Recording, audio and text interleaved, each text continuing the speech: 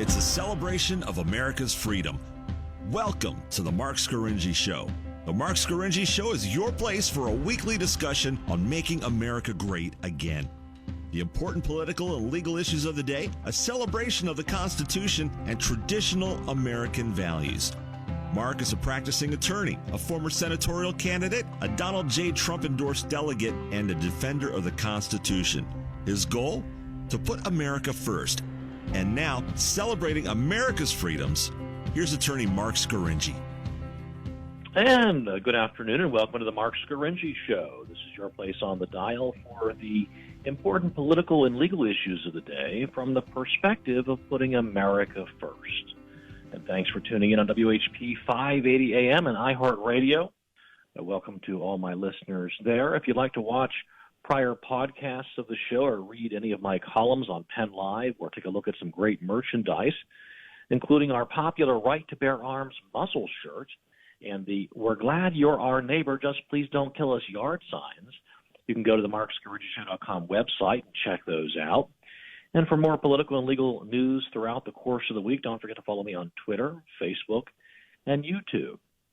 I hope you all had a Merry Christmas, and you are now preparing for a Happy New Year, and you're getting your resolutions together, I'm sure, to declare them to yourselves and your family and your friends on New Year's Eve or New Year's Day, and hopefully you abide by those New Year's resolutions.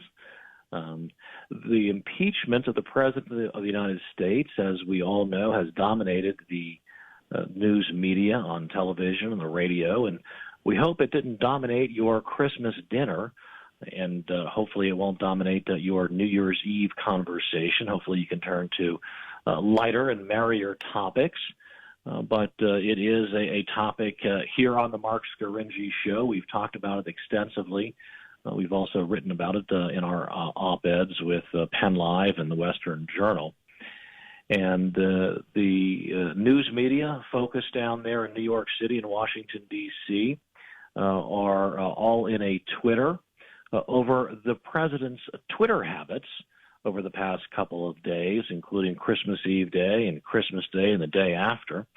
And our friends in the liberal media are portraying the president, our president, as mad and angry and unhinged about this impeachment. In fact, if you take a look at The Hill, which is the news media e-magazine for those members of Congress and staffers and lobbyists down there on Capitol Hill, it is the news organization that it's probably the most popular one. It's the one they all read. It's the one that I read and my colleagues read when I worked down in the United States Senate down there in 1995 and 1996. It's the paper of source, so to speak. It put out a lead article today. It's up on their website that President Trump has made attacking House Speaker Nancy Pelosi a theme of his holiday break at his Mar-a-Lago resort. Trump's comments suggest he is lingering on impeachment and that Pelosi's central role in it is very much on his mind going into 2020. As of Friday, Trump had tweeted or retweeted messages about Pelosi more than 20 times since he left Washington for a 2-week stint at his Palm Beach, Florida resort, and he's addressed her during public appearances he has made on vacation. And so that's one of the lead sentences of the article, and it goes into how Nancy Pelosi has gotten under the president's skin.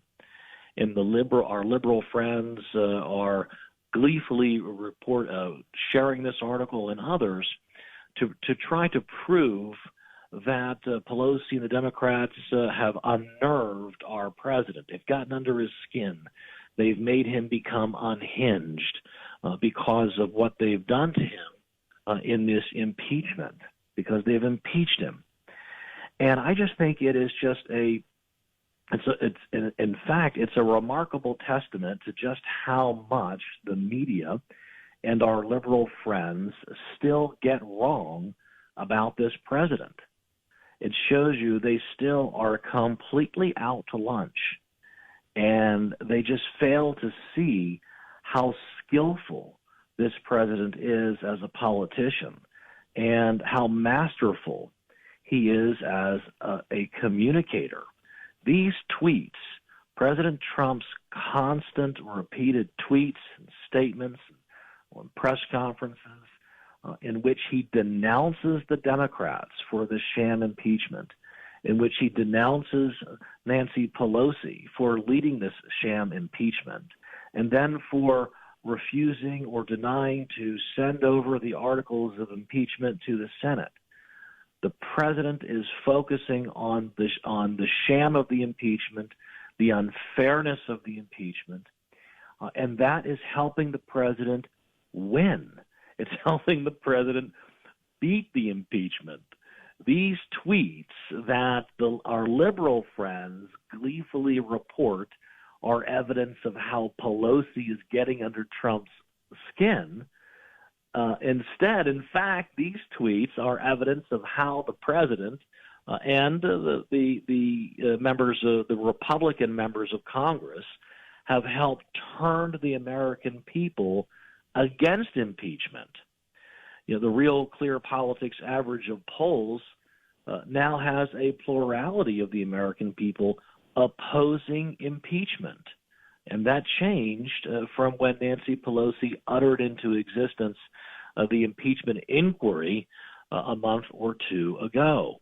Other polling shows President Trump now leading against every Democratic opponent in the battleground states of Michigan, Wisconsin, and Pennsylvania, with a majority of those voters in those battleground states opposing impeachment. Polls show independent voters turning against impeachment.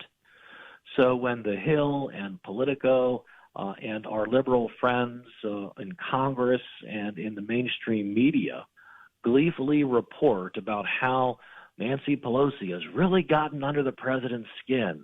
You know how we know that?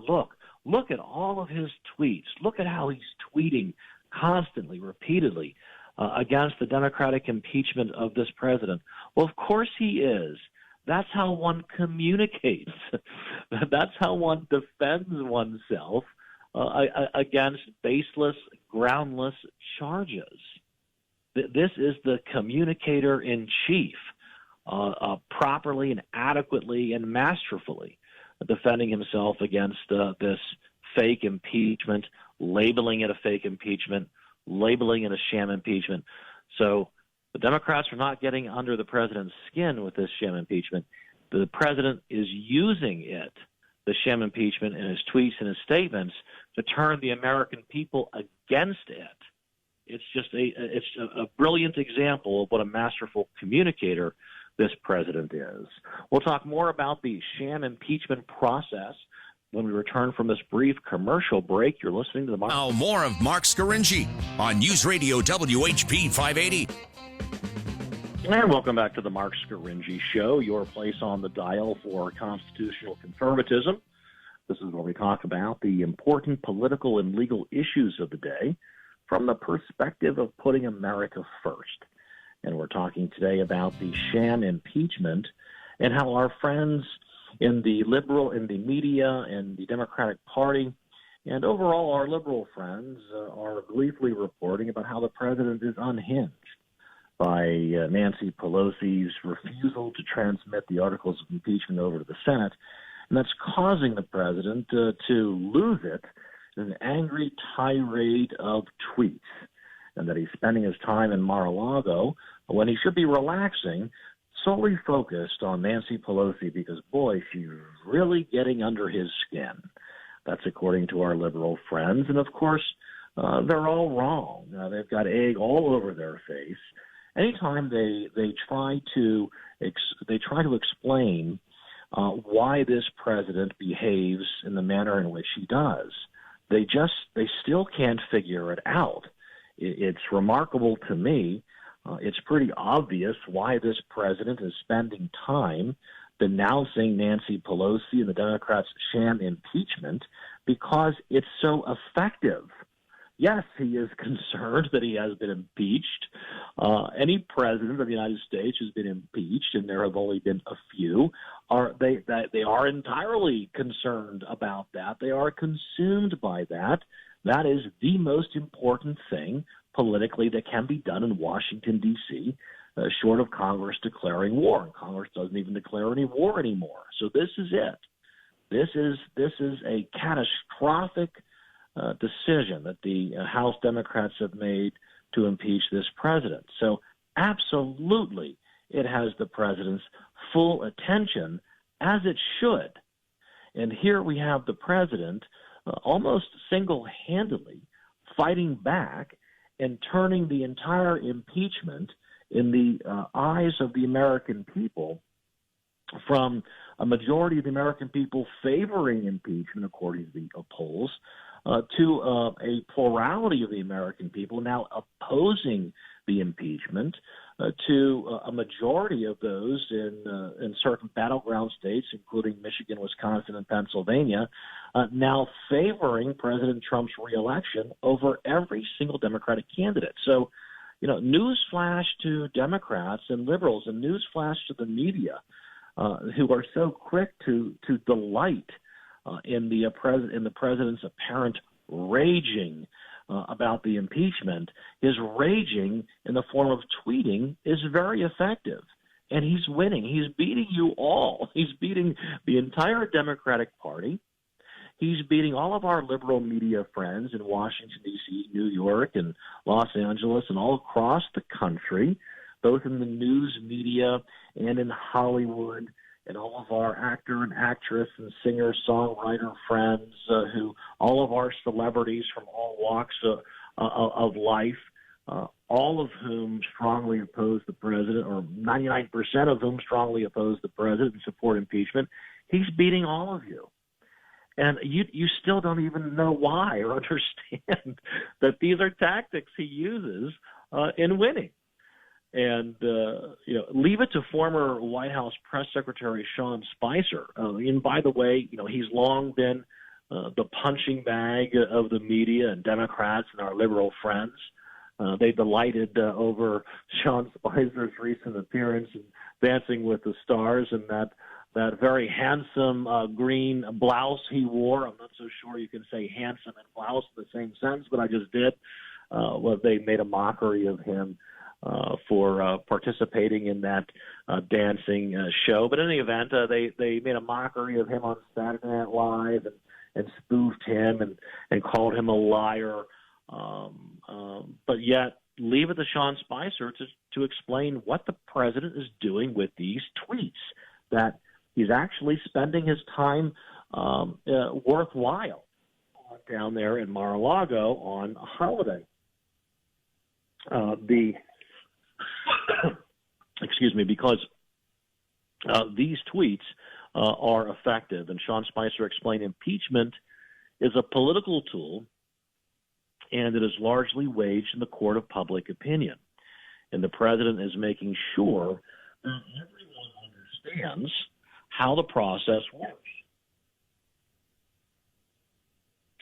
And the political motivations behind Pelosi's actions.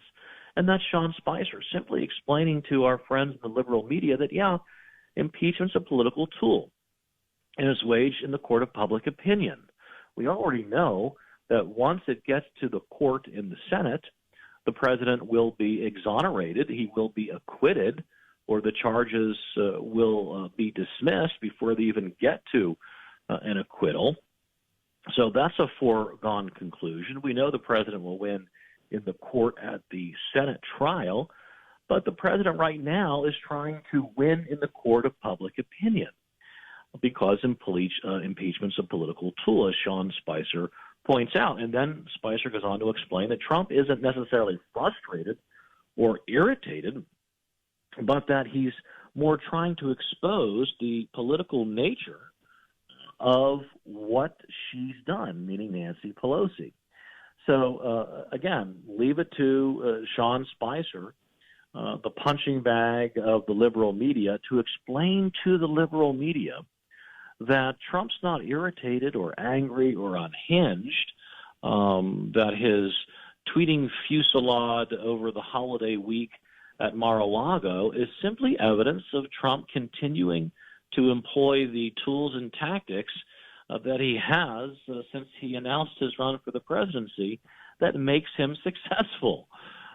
So I think some interesting, excellent, well, it's not really interesting anymore. It was just so obvious to me, and I'm sure obvious to most of my listeners, how this president gets the job done, at least in the field of communications.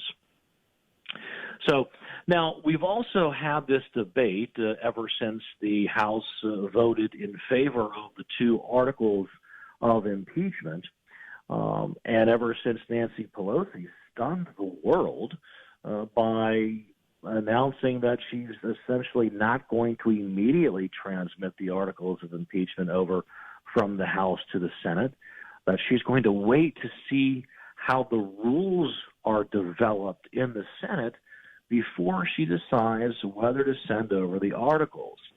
Ever since Nancy Pelosi made those comments, now professors and academics and talking heads and congressmen, congresswomen have been debating now as to whether or not the president has in fact been impeached.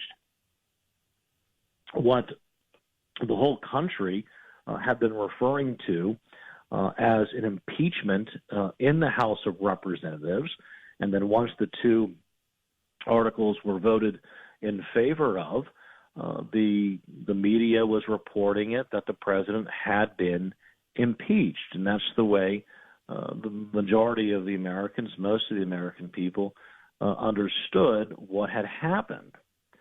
And, however, Nancy Pelosi then, in a remarkable, what seems to me almost a complete turnabout, decided that she wasn't going to send the articles over to the Senate, at least right away. And that precipitated the debate as to perhaps the president has not been impeached. And in recent remarks over the holidays to a group of young supporters, President Trump declared this about his impeachment.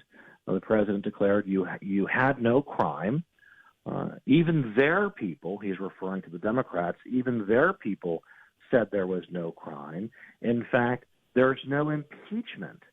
Their own lawyers said there's no impeachment. Now, that's a direct quote from President Trump in recent days himself. So here's now the president taking the position that perhaps there's no impeachment. Perhaps he has not been impeached. And the president is pointing out, well, that's what one of their law professors, the Democrats that is, that's what he has opined, that in fact there has not been an impeachment. And the president is referring to the Harvard law professor Noah Feldman, who testified for Democrats in favor of Trump's impeachment before the House Judiciary Committee. But after the impeachment passed and the whole House of Representatives and Speaker Pelosi, then stunned the world by refusing to immediately transmit it to the Senate, Professor Feldman then wrote a column in Bloomberg Opinion claiming that Speaker Pelosi may delay sending the articles to the Senate until she feels that she, I guess, and Democrats, I guess, will get a fair trial. And Professor Feldman also argued that the president has not been impeached. Professor Feldman claims the president has not been impeached because the House has not transmitted the articles to the Senate. We're going to talk more about this seemingly about face by Speaker of the House Nancy Pelosi and liberal law professor Noah Feldman as to whether or not the president has been impeached. When we return from this brief commercial break, you're listening to the Marc Rimmer, acrimmer.com. Let's get back to the Marc Scaringi Show on News Radio WHP 580. And welcome back to the Marc Scaringi Show. This is your place on the dial for constitutional conservatism. And this is where we talk about the important political and legal issues of the day from the perspective of putting America first. And we're talking now about this kind of change in the way the impeachment is being explained to us from our friends, the liberal media. They are citing this, the Harvard law professor Noah Feldman. By the way, he was one of the three law professors called by Democrats to testify at the House Judiciary Committee, and he testified in support of impeaching President Trump. Later, after the full House voted in favor of impeachment on the two articles of impeachment, Nancy Pelosi then stunned the world by declaring that she's not going to immediately transfer the articles to the Senate, that she wants to see how the Senate develops the rules that the impeachment that will govern the impeachment trial, and she'll determine whether or not the rules are fair, I guess. And if she then if she concludes the rules are fair, then I guess she'll send over the articles of impeachment and appoint the House managers. Who knows what she'll do if she determines that the rules in the Senate are not fair. But in any event, this rather striking change in what the American people had been prepared for, which was an immediate Senate trial, has created this issue as to whether or not the president has been impeached. And Professor Noah Feldman wrote an opinion that was picked up by Bloomberg, in which he claims, no, the president has not been impeached, and that he hasn't been impeached because the articles of impeachment have not been transmitted to the Senate. Now, let's take a closer look at Professor Feldman's, this is the Democrats' impeachment professor, his argument. And the reason why I want to take a closer look is because I think it is so important that we have a correct understanding of what has happened to this president. In my opinion, this president has been impeached. The impeachment has occurred. Now, whether or not the president is convicted in the Senate, that's something that will occur in the Senate. Now, we know, of course, he won't. He'll be acquitted.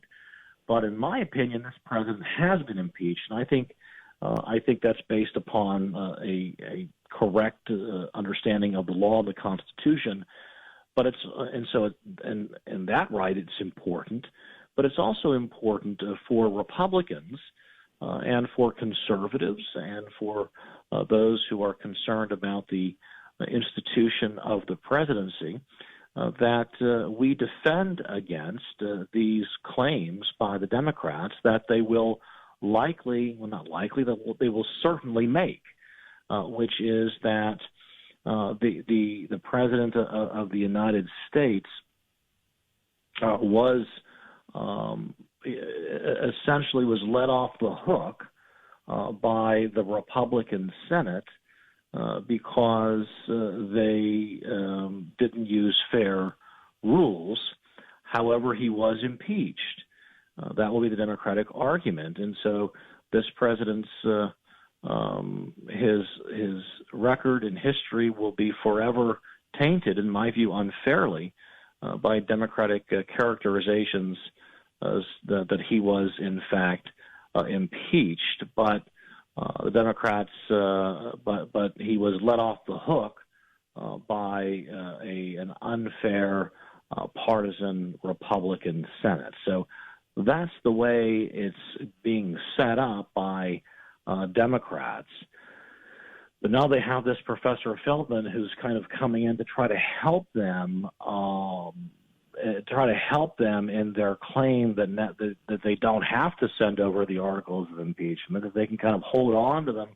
Why can they hold on to them for a while? Well, because Professor Feldman says the president hasn't quite been impeached yet, because the impeachment doesn't occur until the articles are transmitted to the Senate. Again, my view, that's wrong. The president has been impeached. I think we need to argue that, and then the Senate needs to take action to either convene and conduct the trial and acquit him, or just simply dismiss the charges.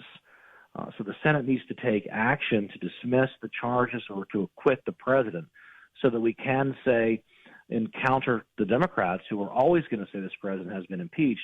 We can say, yeah, he was impeached, but he was acquitted. He was exonerated. That's what we need to be able to argue. So we need to be able to break down Professor Feldman's argument and other arguments by Democrats and liberals that the president has not been impeached yet. So we'll take a closer look at Feldman's claim here.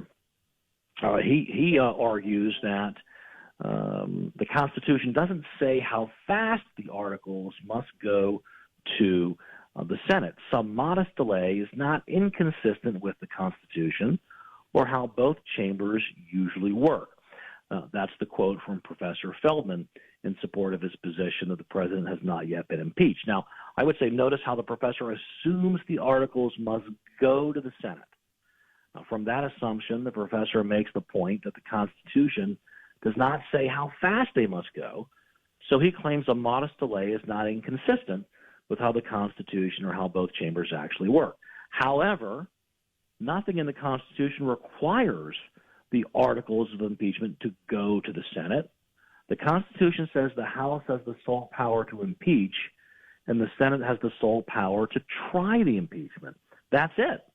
There's nothing in the Constitution about articles being transmitted or articles going from the House to the Senate before or as a condition precedent to the Senate acting. So again, there's nothing in the Constitution that says the House must send the articles of impeachment to the Senate, or that the House must transmit the articles to the Senate. There's nothing in the Constitution about that, and so so the Constitution does not only permit the Senate to act once the articles have been transmitted to it, is the point I'm trying to make, so that the Senate can now act because it has the sole power to try the impeachment, and the House has the sole power to impeach, and the House has, in fact, impeached the president. The House passed the 2 articles of impeachment. Impeachment is an act by the House. The House has acted. Nothing needs to be transmitted. The deed has already been done. And that is my response to our liberal Democratic friends' legal argument that, no, the president hasn't been impeached yet. Now, Professor Feldman writes, impeachment is contemplated by the Constitution, does not consist merely of the vote by the House, but of the process of sending the articles to the Senate for the trial. Both parts are necessary to make an impeachment under the Constitution. The House must actually send the articles and send managers to the Senate to prosecute the impeachment, and the Senate must actually hold a trial. That's the end of Professor Feldman's quote. My response, again, there's absolutely nothing in the Constitution that says impeachment requires a process of sending the articles to the Senate for a trial, and there's nothing in the Constitution that says both parts are necessary to make an impeachment under the Constitution. There's nothing in the Constitution that requires the House to send managers to the Senate to prosecute the case. None of this actually exists in the Constitution. It's just kind of made up by this constitutional law professor, this Democrat, Harvard law professor, Noah Feldman. It's his entire presumption that the Constitution requires the articles to be transmitted from the House to the Senate. That assumption is based upon nothing in the Constitution. So if we look at the text of the Constitution, you're not going to find any of Professor Feldman's argument. He then makes this next claim. He writes, so far, the House has voted to impeach, future tense, Trump.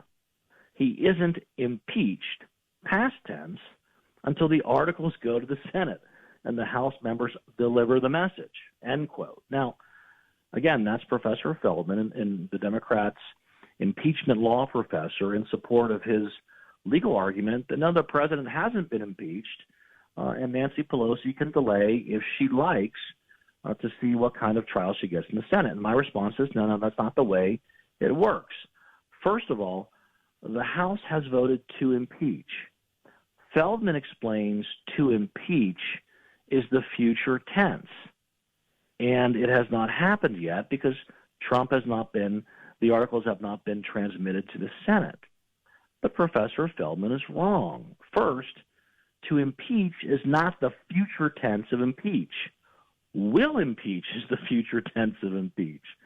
To impeach is simply the infinitive verb the infinitive form of the verb impeach. It has no tense, either past, present, or future. So when Professor Feldman is wrong when he claims to impeach is the future tense, meaning it has not happened until the articles go to the Senate. So, in second, and this should be very clear. We've got to take a brief commercial break. You're listening to the Marc Scaringi Show. We're talking about the sham impeachment, and we're trying to deflate the claims by the liberal law professor in support of the Democrats' impeachment of this president, that their claim that the president has not quite been impeached yet, and Nancy Pelosi can hold on to those articles for a period of time and until she thinks it's ready they're ready to be transmitted to the Senate. That's once she agrees with whatever rules are that the Senate promulgates. In any event, we're going to take a brief commercial break. We'll be back after these few short. Now more of Marc Scaringi on News Radio WHP 580. And welcome back to the Marc Scaringi Show, your place on the dial for constitutional conservatism. This is where we talk about the important political and legal issues of the day from the perspective of putting America first. And we're talking about, of course, the sham impeachment and arguments by the liberal law professor Noah Feldman and other Democrats in the media that, no, the president has not been impeached yet. There's no impeachment until the articles are transmitted to the Senate. So, therefore, the Senate can take no action concerning this impeachment of this president. And I think that's the wrong argument, the wrong legal position to take for legal reasons, but also for kind of policy reasons or political reasons, actually. And we're breaking down Noah Feldman's argument in his op-ed that was published in Bloomberg Opinion. And I'm not going to spend too much more time on it because I know I'm getting in the weeds here a little bit. But just look at the articles of impeachment themselves. The articles that were the very text of the articles used to impeach President Trump, they themselves used the past tense and not the future tense of the verb impeach. So the very first sentence of the text of the articles of impeachment state resolved that Donald John Trump, President of the United States, is impeached for high crimes and misdemeanors. It reads, is impeached. The verb impeached is in the past tense. So if the resolution passes, which it did, the president is exactly what the text of the resolution says. He's impeached. The House resolution does not say, as Professor Feldman would like it to say, that the president will be impeached. It says the president is impeached. And because the resolution passed in the House, the president is impeached. So in order for Professor Feldman's claim that Trump has not been impeached to be true, the House must have voted down the articles of impeachment, which it did not do. The professor also writes, to be sure, if the House just never sends its articles of impeachment to the Senate, there can be no trial there. That's what the sole power to impeach means, end quote, from Professor Feldman. And that's where that's really the end game for this legal analysis by this liberal professor. He's trying to take away the power of the Senate to do anything concerning this impeachment of President Trump under this, I think, baseless claim that there has been no impeachment yet. Feldman's claiming there has been no impeachment because Pelosi hasn't transmitted the articles to the Senate, so therefore the Senate can do nothing. The Senate has no power to act on the impeachment because the articles have not been transmitted, thus there has been no impeachment. And I think that's totally wrong. That's not what the sole power to try an impeachment means, or the sole power to impeach. The sole power to impeach means exactly what it says. The House, and not the Senate, has the power to impeach the president. And the House has done just that. They've impeached him. It doesn't mean the House can prevent the Senate from conducting a trial on its impeachment by withholding the transmittal of the articles. That's because the Constitution gives the Senate the sole power to try all impeachments. And so, despite all of this, Professor Feldman writes, strictly speaking, impeachment occurred and occurs when the articles of impeachment are presented to the Senate for trial. At that point, the Senate is obligated or obliged by the Constitution to hold a trial. And again, that's not right in my view. In short, in my view, Trump has been impeached. The House voted in favor of the articles of impeachment. Now that Trump has been impeached, the Senate may exercise its power. It doesn't have to, but it can. It can decide not to hold a trial and do nothing, but it can also exercise its power to hold a trial and dismiss the articles, or hold a trial and acquit the president, because it's the Senate that has the sole power to try the impeachment. And it can, and it should do so regardless whether Speaker of the House Nancy Pelosi sends over the articles of impeachment. If Speaker Pelosi refuses to transmit these articles to the Senate, where she knows the president will be acquitted, Democrats, they will forever claim that they impeached President Trump, but, they decided not to transmit it to the Senate for trial because the Senate would be unfair to them. And the president will forever have the stain of impeachment on his legacy.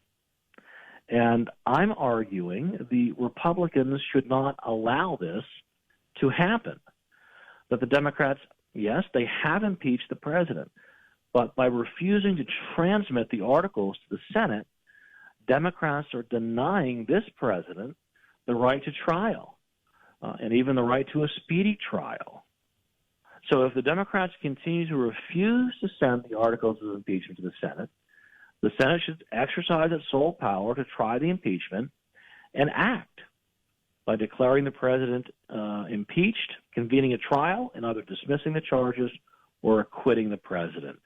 So it's once the Senate acts that the president will then be exonerated from this sham impeachment.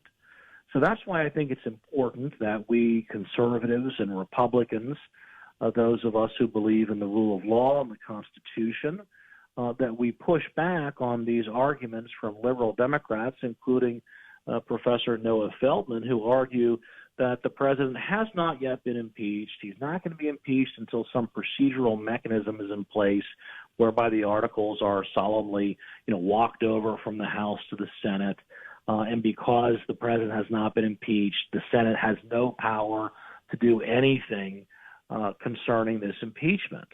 And as I say, I think that's wrong. I think the president has been impeached by the House, and I think the Senate now has the sole power to try the impeachment, should acquit this president, thus exonerating him in the eyes of the world from the conduct involved in the articles of impeachment, because he did not commit an abuse of power, and of course he did not obstruct justice. Now, making the rounds of the news shows today, we heard from former Vice President Joe Biden, again on the subject of impeachment. In an interesting interview with the Des Moines Register, Joe Biden said, when asked if he stood by his earlier statement that he would not testify at Trump's trial if subpoenaed, whether he stood by that statement, and Biden said that's correct. In support of his decision to oppose a congressional subpoena to attend and testify, Biden explained this, and he rattled off, and you know how Joe Biden is very confusing, and it's hard to follow his train of thought. But these are the grounds, the reasons why, according to Joe Biden, he will not comply with a congressional subpoena. Biden said, well, his testimony would take the focus off Trump, and that he did not want to do that because that's what Trump has done his whole life. Trump trying to take the focus off himself. And that's Joe Biden. Reason number one why he will not comply with the congressional subpoena.